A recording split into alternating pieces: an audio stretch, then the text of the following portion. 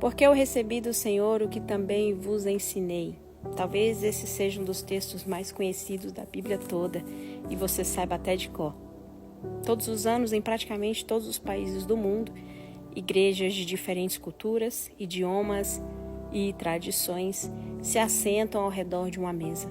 Algumas celebram semanalmente, outras mensalmente, algumas apenas algumas vezes no ano, mas todas obedecem à mesma ordem deixada pelo próprio Jesus. Porque a ceia não nasceu de uma tradição da igreja, ela nasceu de um mandamento do próprio Cristo. Mas existe uma pergunta que nós precisamos nos fazer. Se o apóstolo Paulo estava apenas ensinando como celebrar a ceia, por que esse ensino aparece justamente na carta aos Coríntios? Era uma igreja marcada por divisões, por imoralidade, por orgulho, por vaidade espiritual e também por muitas disputas. Aqueles crentes tinham muitos dons, mas haviam se esquecido do amor. A ceia não foi registrada em um contexto de celebração aqui. Ela foi registrada em um contexto de correção. Porque Deus sabia que existe algo pior do que deixar de participar da ceia.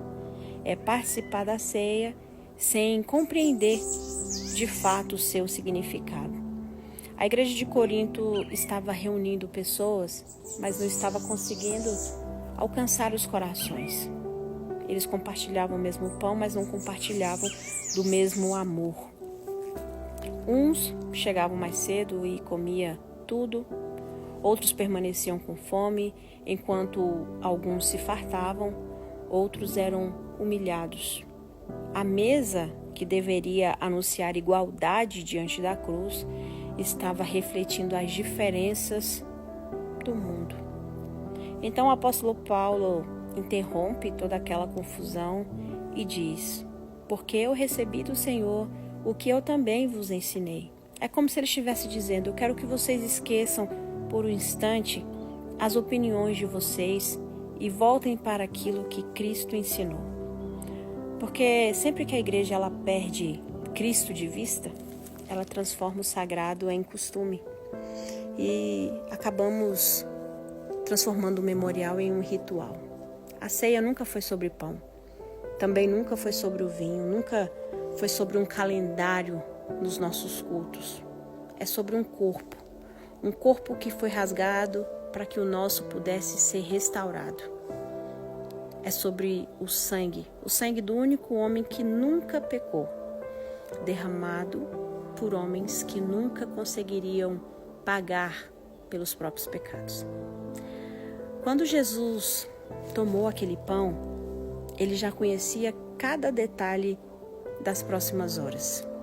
Ele sabia dos açoites, ele sabia dos espinhos, sabia dos pregos, ele sabia da vergonha pública, da solidão da cruz e também do silêncio do céu enquanto ele carregava a culpa da humanidade. Mesmo assim, ele ergueu o pão. Porque ninguém arrancou a sua vida. Ele entregou a sua vida de forma voluntária. Cada pedaço daquele pão anunciava um corpo que seria esmagado. Cada gota daquele cálice anunciava um sangue que pisaria sozinho o lagar da ira de Deus. A cruz não foi um acidente. A cruz foi um plano desde o início da criação. Não foi uma tragédia, foi redenção. Ali, a justiça e a misericórdia se encontram.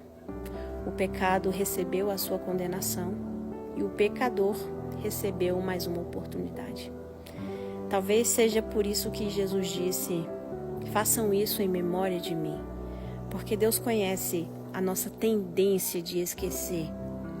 Nós esquecemos rapidamente de onde Ele nos tirou, esquecemos as orações que fizemos e Ele respondeu, esquecemos muitas vezes das lágrimas que Ele já enxugou, nós esquecemos que a graça custou um preço infinitamente maior do que nós poderíamos pagar.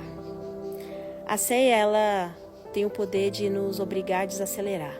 Ela interrompe a nossa rotina, ela silencia os nossos argumentos e ela nos leva novamente aos pés da cruz, nem que seja por alguns minutos. Diante desse momento, todo título perde valor, todo cargo desaparece, toda posição social simplesmente deixa de ser importante, porque diante da cruz todos nós somos apenas pecadores alcançados pela mesma graça. É por isso que Paulo continua dizendo: examine-se, pois, o homem a si mesmo. Perceba que ele não manda examinar o irmão que está do lado. Ele não manda investigar o pecado da igreja. Ele não manda procurar quem merece ou não merece participar desse momento. O exame começa diante do espelho, porque a cruz nunca foi feita para revelar o pecado dos outros. Ela foi feita para revelar o meu.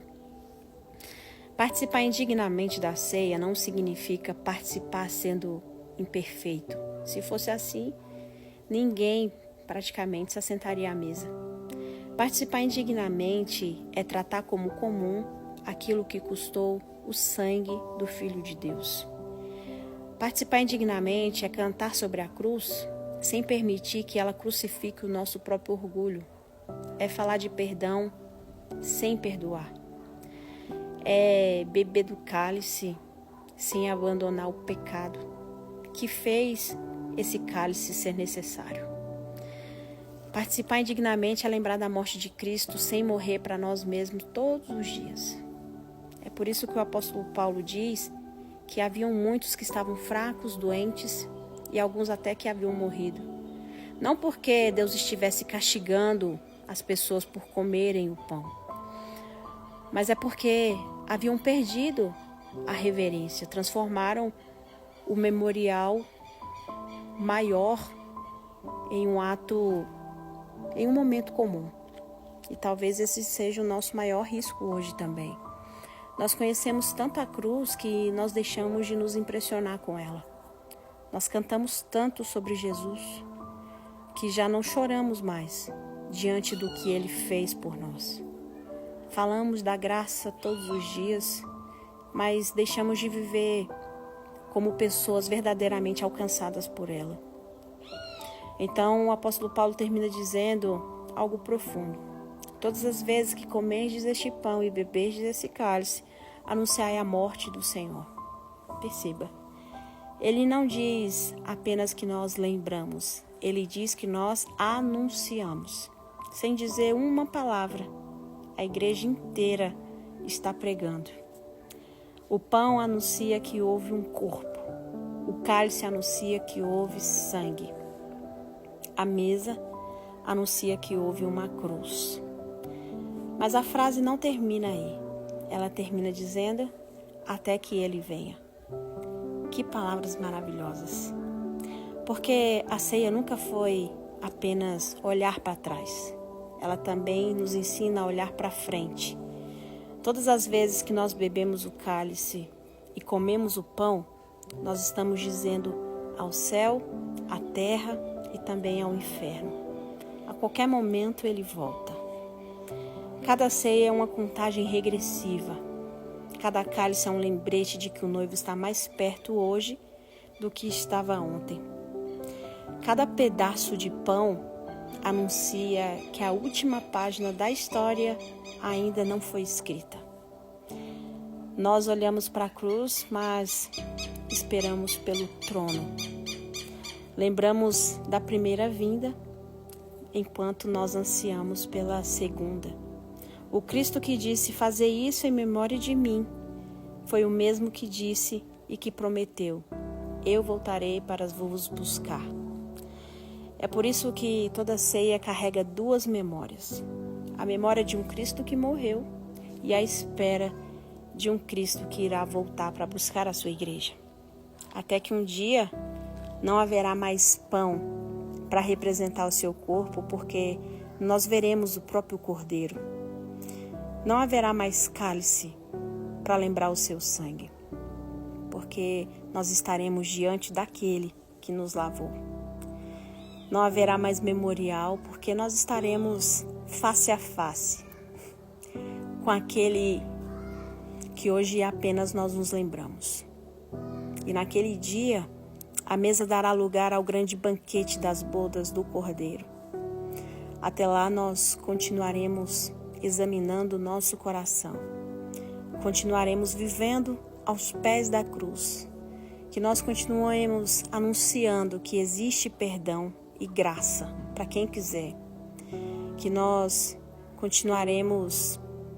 continuemos proclamando Jesus. O Jesus que morreu, mas que também ressuscitou e também voltará. Porque todas as vezes que bebemos o cálice e comemos do pão, estamos dizendo para o mundo inteiro, a qualquer momento ele volta. Maranata. Olá, meu irmão, minha irmã. Para você que quer adquirir o nosso material e não está conseguindo pelo nosso link, quero deixar aqui para você o número do nosso WhatsApp, para que você possa estar adquirindo tesouros para o púlpito e também compartilhando uma palavra que não é minha, nossos materiais de estudo, uma bênção. Quem adquiriu não se arrependeu. Tenho certeza que vai te ajudar não somente a trazer mensagens positivas para a sua igreja, a sua ministração, vai enriquecer a sua ministração, como também vai te ajudar a ler, interpretar e aplicar a Bíblia da forma correta. Não deixe de adquirir, compartilhando uma palavra que não é minha ou tesouros para o púlpito no nosso link aqui na bio ou pelo nosso WhatsApp. Frete grátis para todo o Brasil. Adquira já.